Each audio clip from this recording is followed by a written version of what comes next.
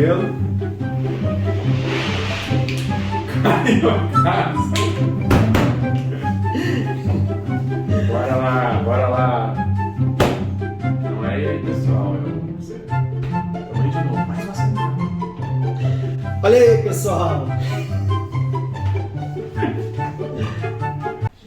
Falando de mercado imobiliário, e agora a gente vai falar para você que vai realizar o seu financiamento e está na dúvida. Mas quanto que eu financio? Será que eu financio 20%, 50% ou máximo 80%, 90% do valor do imóvel?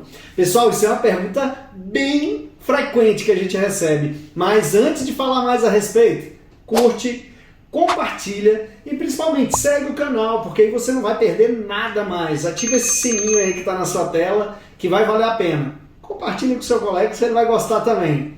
Mas então, Luiz, quando eu vou fazer um financiamento, cara, para me pagar menos juros, para pagar juros é ruim, né? Pô, é muito ruim pagar juros. Qual é o valor que eu devo financiar? O máximo que eu posso, né? Porque eu tenho uma entrada grande. Ou eu posso financiar, ou sei lá, financio um pouquinho só, ou financio mais. O que você acha, meu amigo? Então, Josivaldo, vamos lá. É uma pergunta que acontece muito e a gente tende a tomar aquela decisão do vou financiar o mínimo possível, como o Josivaldo falou, que eu quero pagar menos juros.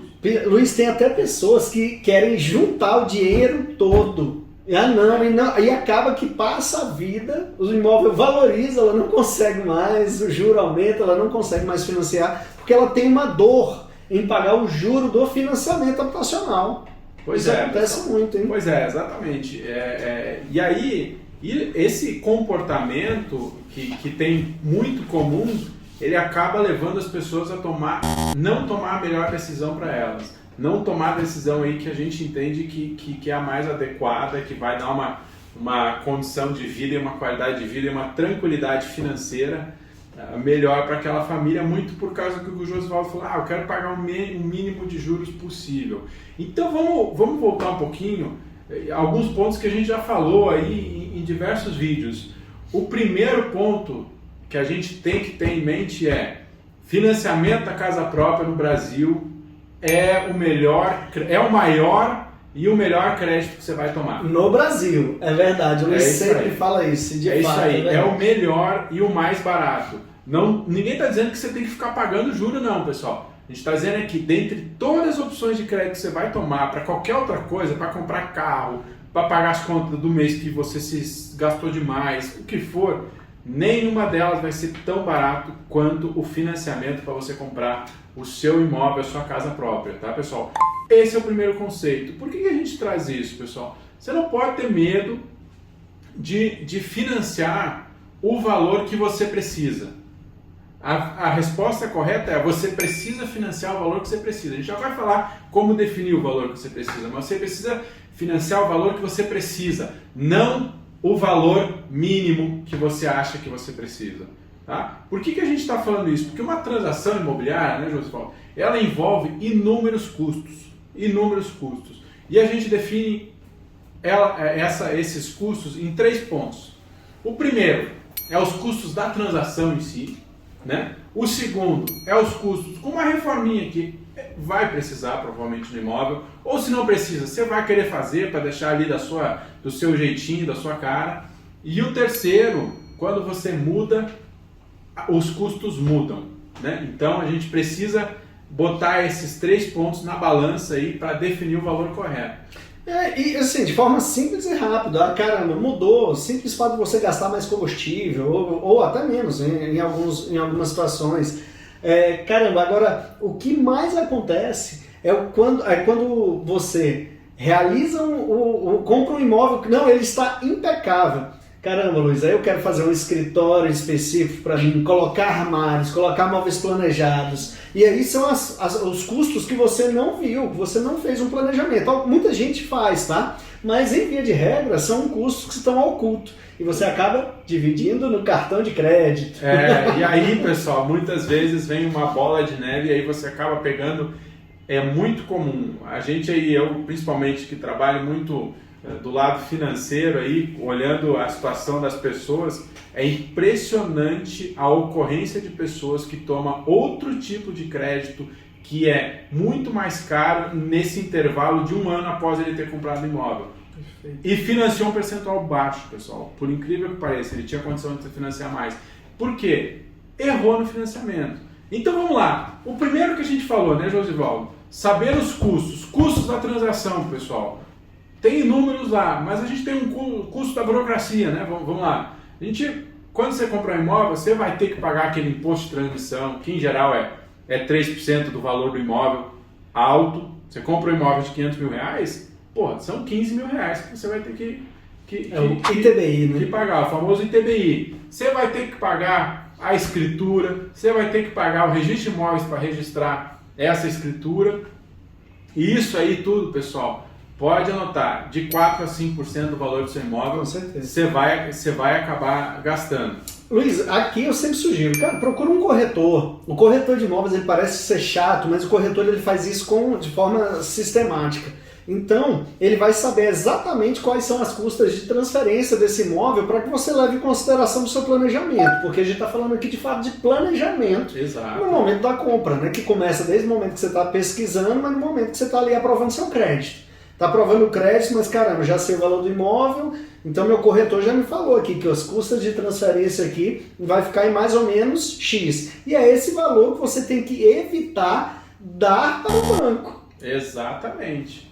De entrada, né? Exatamente. Reduza da sua entrada, pessoal. Fica com esse valor na sua conta, no seu investimentozinho, com liquidez, mas não reduza da sua entrada e financie mais se você tiver condição, naturalmente. O segundo ponto que você precisa prever é o que você vai gastar com reforma, pessoal. E aí aqui a forma de calcular que é o mais difícil, né? Porque a gente tem aquele jargão popular, né? Tipo, o custo da reforma você orçou, multiplica por 2, que aí você vai acertar.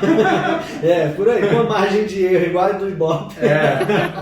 Exatamente. Então, mas brincadeiras à parte, pessoal. Ah, mas eu não vou reformar o imóvel. Pessoal, você vai gastar com mudança para levar os seus móveis. Se você vai levar os seus móveis, algum deles vai quebrar, você vai querer trocar. Você vai precisar, às vezes, botar um eletrodoméstico diferente, um a mais.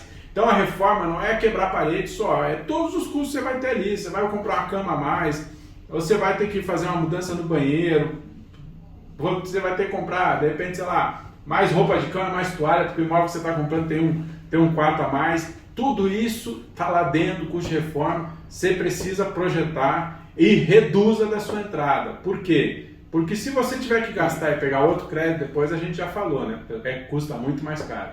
E por favor, não compre carro financiados deixando de utilizar esse valor. Ou seja, exato. É muito impressionante, mas a grande maioria das pessoas vão lá, faz o financiamento, paga tudo que pode de entrada e depois vai lá e financia um carro com a taxa de juros bem maior. Exatamente. A taxa de juros do carro, pessoal, é no mínimo o dobro da taxa que você paga no financiamento imobiliário, para você ter uma ideia. Então, tenha atenção, né, pessoal? E o último ponto, que é um ponto sensível, mas também importante de você projetar lá, né, para definir o valor do seu financiamento, é que quando você muda, pessoal, os seus custos mudam. Você vai ter uma parcela de um financiamento, você vai ter uma nova conta de luz, uma nova conta de água, uma nova despesa de manutenção no imóvel.